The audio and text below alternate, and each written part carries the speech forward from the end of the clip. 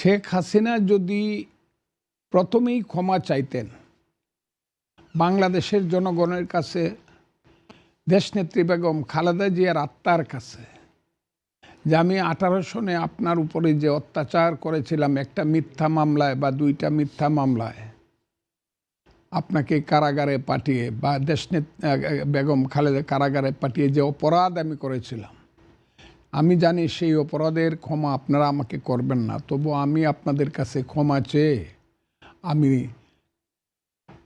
দেশনেত্রী বেগম খালেদা জিয়ার আত্মার মাগফিরাত কামনা করতেছি। আল্লাহ যাতে তাকে বেহেশত নসিব করেন। আরও যত কথা যতগুলো আছে, করোনা বা যে কোনো ভাইরাসের এগেইনস্টে ফাইট মানি ব্যাকট্রলের লেফট রাইট। কিন্তু প্রথম উচিত ছিল তাকে একদম হাত জোর করে বাংলাদেশের মানুষের কাছে এবং দেশনেত্রী খালেদা জিয়ার আত্মার কাছে, বিদেহী আত্মার কাছে মাপ চাওয়া। তাহলে হয়তো বা জিনিসটা, তা না হলে এটা হলো কুম্ভীরাশ্রুর মতো মনে হয় আমার কাছে। এটা আমার কাছে মনে, কারণ উনি যেভাবে তাকে প্রথমে 5 বছর, পরে সেই জেলটাকে বাড়িয়ে 10 বছর করলেন এবং এমন একটা জায়গাতে বন্দি করে রাখলেন ওনাকে, সে অন্ধকার প্রকোষ্ঠে। আমি তো বললাম এই প্রথম চৈত্র বৈশাখের দাবদাহে আমি ওনার ব্যাপারে 300-র উপরে বক্তৃতা করেছি।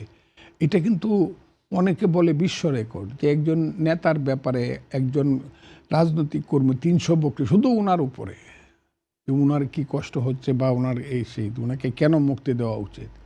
উনি কিন্তু সাংঘাতিক নির্লোভ এবং নির্দোষ।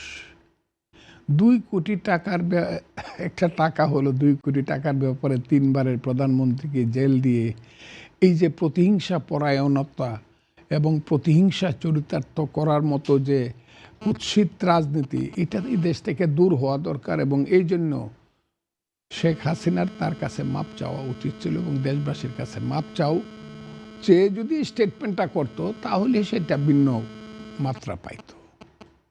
আর এটা শুধু এমনি আমি ওনার, এটা আমার কাছে মনে হয় না এটা অত বেশি মানুষের কাছে গ্রহণযোগ্য হবে।